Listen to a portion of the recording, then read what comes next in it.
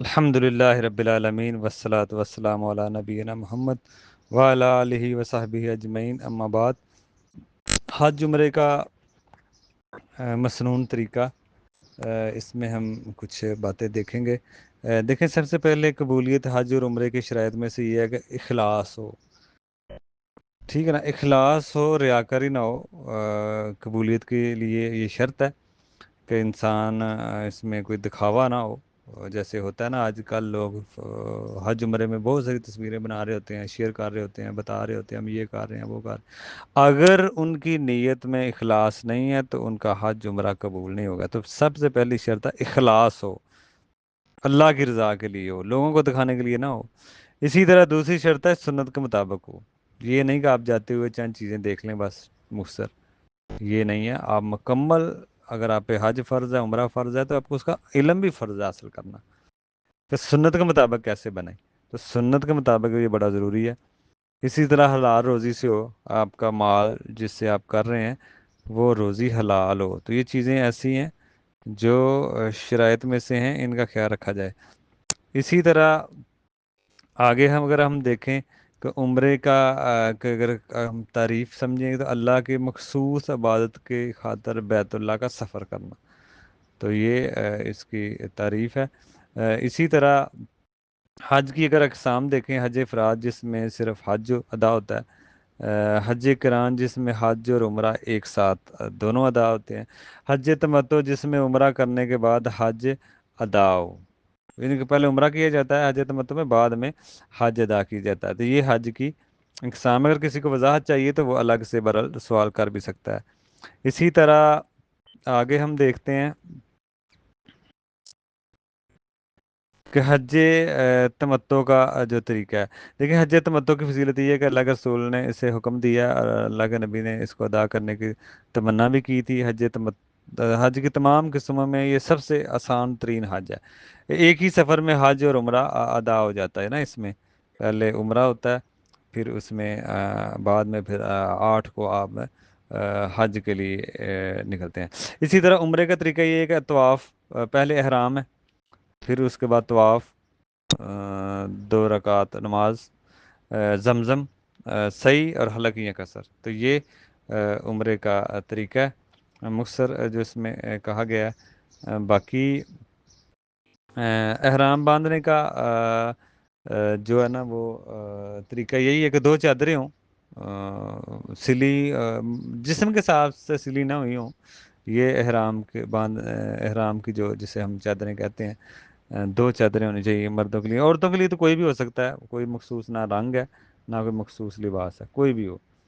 تو چہرہ اور ہاتھ بس اپنا کھلا رکھیں، لیکن جب غیر محرم آئیں تو نظر آئیں تو وہ اپنا چہرہ ڈھانپ لیں۔ خاص شکل ہوتی ہے نقاب کی، وہ نہ کہیں۔ لیکن عمرے کی نیت اگر کسی نے کرنی ہے بھی، اللہم لبیک عمرتن، یہ کہہ کے میقات سے وہ نیت کر کے جو بھی میقات ہوتی ہے تو اس میں انسان داخل ہو جائے۔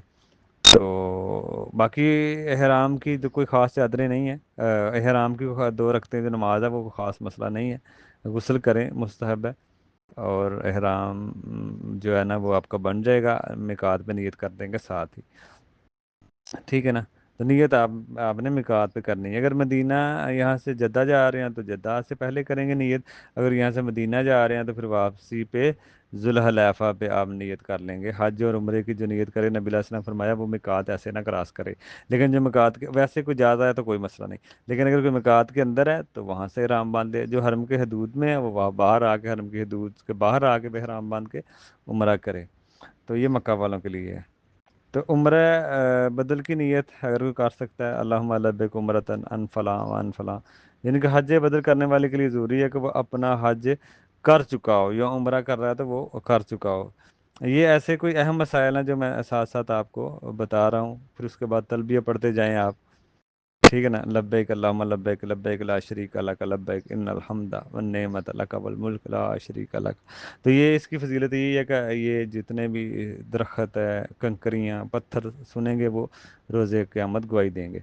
تو یہ مرد بھی پڑھیں، عورتیں بھی پڑھیں، تو یہ پڑھتے جائیں جب تک آپ حرم میں پہنچ نہیں جاتے، تو آپ اس میں کرتے رہیں۔ حرم میں جب آپ داخل ہوتے ہیں تو پھر تلبیہ پکارنا آپ بند کر دیں، پھر آپ نے اپنا طواف شروع کرنا ہے، ٹھیک ہے نا؟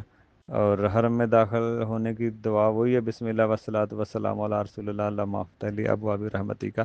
اگر ویسے کسی نے جانا تو 2 رکعتیں پڑھ کے بیٹھے، لیکن اگر کسی نے عمرہ کرنا ہے تو پھر وہ کھڑا کھڑا، جسے طواف قدوم کہتے ہیں نا، وہ میں نے پہلے طریقہ بتایا جیسے وہ طواف کرتے ہیں۔ تو طواف کی دیکھیں سنتے ہیں، باوضو ہونا، استوا کی صورت اختیار کرنا یعنی دایاں کندھا ننگا رکھنا، حجر اسود کا استلام کرنا، رکن ایمان نہیں ہے حجر اسود کے درمیان دعا کرنا، ربنا آتنا، یہ دعا پڑھنی چاہیے۔ مردوں کا عمل کرنا، طواف کے بعد نماز جو 2 رکعتیں پڑھی جاتی ہیں، تو یہ طواف کی سنتے ہیں۔ باقی طواف کا طریقہ کیا ہے وہ پہلے ہم بتا چکے ہیں، اگر کوئی سننا چاہتا ہے تو وہ سن سکتا ہے۔ حجر اسود کا دیکھیں ایک ہی بات ہے، آپ چوم لیں، ہاتھ لگا لیں یا استلام کر دیں، برابر ہی ثواب ہے، لیکن دکم دکا نہ کریں، وہ حرام ہوگا۔ تو جہاں سے آپ نے طواف کہاں سے شروع کرنا ہے، طریقہ طواف اور وہ یہی ہے کہ آپ جہاں سے وہ لائٹی ہوتی ہے وہاں سے آپ نے بسم اللہ اللہ اکبر کر کے طواف شروع کرنا ہے۔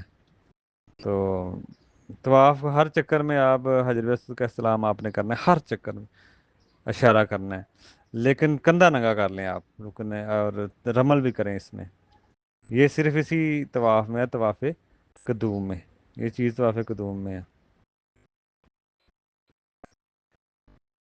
اسی طرح جو ہے نا مرد حضرات کے لیے رمل جو ہے نا وہ مرد حضرات کے لیے۔ اسی طرح جب آپ طواف پورا ہو جائے تو پھر مقام ابراہیم پہ آپ 2 رکعتیں نماز ادا کریں، پہلی رکعت میں قل یا الکافرون پڑھیں، دوسری رکعت میں آپ قل هو اللہ پڑھیں۔